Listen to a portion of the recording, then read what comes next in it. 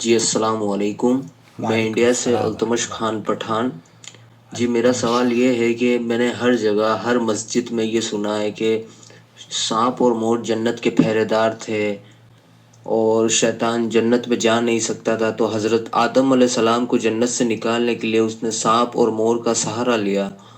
پھر جب حضرت آدم زمین پر آئے تو اللہ تعالیٰ نے سانپ اور مور کو بھی زمین پہ اتار دیا اور نحوست کے طور پر مور کے پیر خراب کر دیے، جس سے مور ہر اپنے پیروں کو دیکھ کر روتا ہے.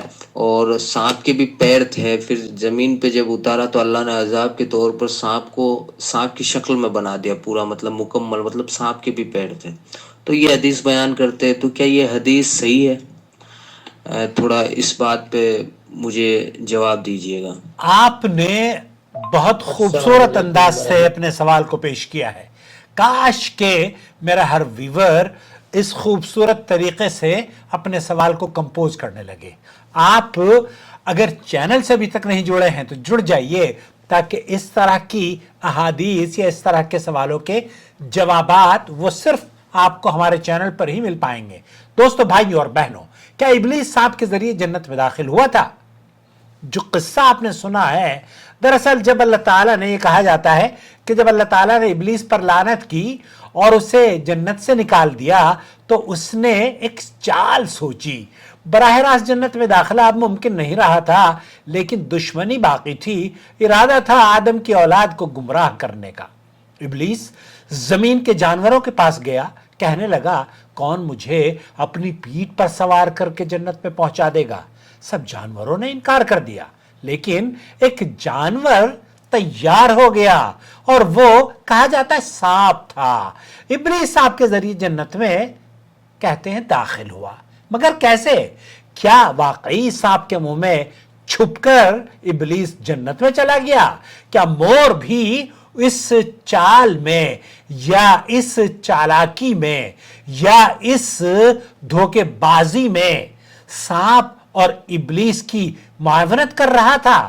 چلیے حقائق کو جاننے کی کوشش کرتے ہیں. قرآن سنت میں اس کا کیا ثبوت ملتا ہے؟ یہ مشہور روایت کئی مفسرین نے نقل کی ہے دوستوں. تفسیر عبد الرزاق، طبری، ابن عطیہ، ابن کثیر اور ابن قرطبی. کہا جاتا ہے کہ ابلیس نے جانوروں سے کہا، مجھے جنت میں داخل کر دو تاکہ میں آدم اور حوا سے بات کر سکوں. سب جانوروں نے انکار کر دیا، لیکن سانپ نے قبول کر لیا. ابلیس کو سانپ نے اپنے دانتوں کے درمیان چھپا لیا اور وہ اس طرح جنت میں داخل ہو گیا اور آدم اور حوا سے اس نے بات کی. اب یہاں ایک روایت میں یہ بھی آتا ہے کہ سانپ اور مور دونوں جنت کے محافظ تھے اور ابلیس سانپ کے منہ میں چھپ کر جنت میں داخل ہوا.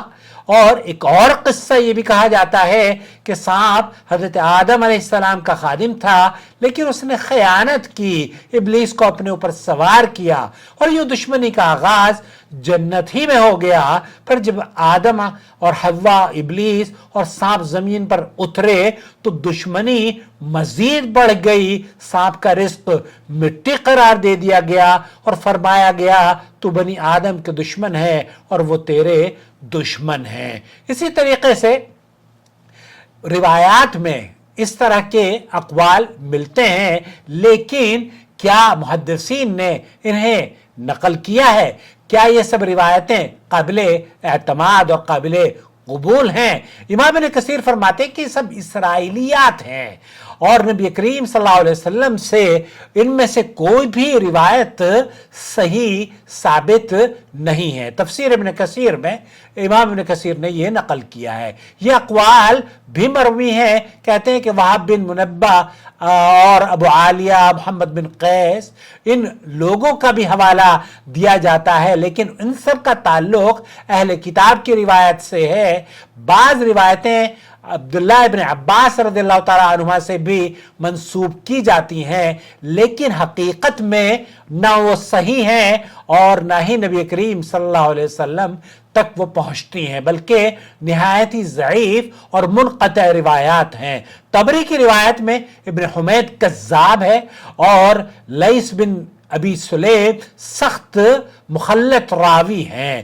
انہیں محدثین نے ان پر شدید تنقید کی ہے۔ اللہ رب العالمین نے قرآن کریم میں فرمایا ہے فوسوس الیہ الشیطان، شیطان نے آدم کو وسوسہ دیا، اور وسوسہ بس یہی، نہ کوئی سانپ، نہ دانتوں میں چھپا ہوا کوئی سانپ کے ہونٹوں میں لے کر گیا، اور نہ ہی مور، اور نہ ہی مور کا پنجہ، اور نہ ہی مور کا کردار۔ یہ تمام قصے چاہے وہ سانپ کی خیانت ہو یا مور کی غفلت ہو، اسرائیلیات سے ماخوذ ہیں، اور ہمارے یہاں اسے بہت سارے خطیب جو کہ جھوٹی روایتیں بیان کرتے ہیں، جو کہ بدعقیدگی پر مبنی باتیں کرتے ہیں، جو کہ قرآن و سنت سے آپ کو غیر شعوری طور پر مس گائیڈ یا گمراہ کر رہے ہوتے ہیں، اس طریقے سے وہ آپ کو دراصل قرآن و سنت سے دور کر کے ایک روایتی مختلف انداز کی قصے اور کہانیوں میں مور، سانپ، چوہے، بلیوں کے چکر میں آپ کو ڈال رہے ہوتے ہیں۔ دوستو، بھائی اور بہنوں، یاد رکھیں شیطان نے وسوسہ دیا تھا۔ سانپ یا مور کے ذریعے جنت میں داخل ہونے کا قصہ ایک تاریخی، نہ تو اس کی تاریخی کوئی حیثیت ہے اور نہ ہی شرعی حیثیت ہے۔ اس لیے اگر آپ کو یہ تحقیق پسند آئی ہو اور آپ یہ سمجھتے ہوں کہ اس طرح کی ویڈیوز آپ کے خدمت میں ہم بناتے رہیں، تو اسے دوسروں کے ساتھ ضرور شیئر کریں، کیونکہ آج افسانوں کے دور میں سچ کا پھیلانا سب سے بڑی اسلام کی خدمت ہوگی۔ اس خدمت میں آپ ہمارے ساتھ شریک رہیں، اس خدمت کا حصہ بنیں، کونوا مع الصادقین، سچوں کے ساتھ رہیں۔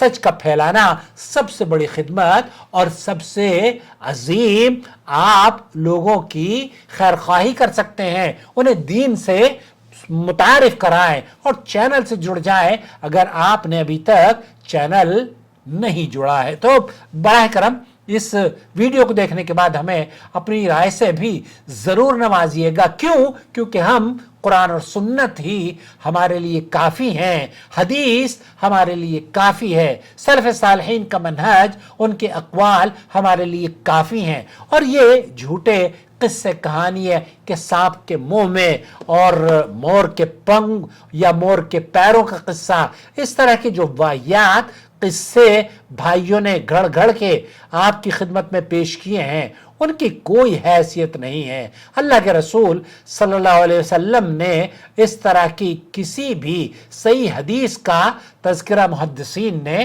نقل نہیں کیا ہے۔ یہ کہنا کہ نبی کریم صلی اللہ علیہ وسلم، یہ جو روایت پیش کی گئی ہے اللہ کے رسول صلی اللہ علیہ وسلم سے قطعی طور پر ثابت نہیں ہے، اور اس لیے بہت ہوشیار رہیں۔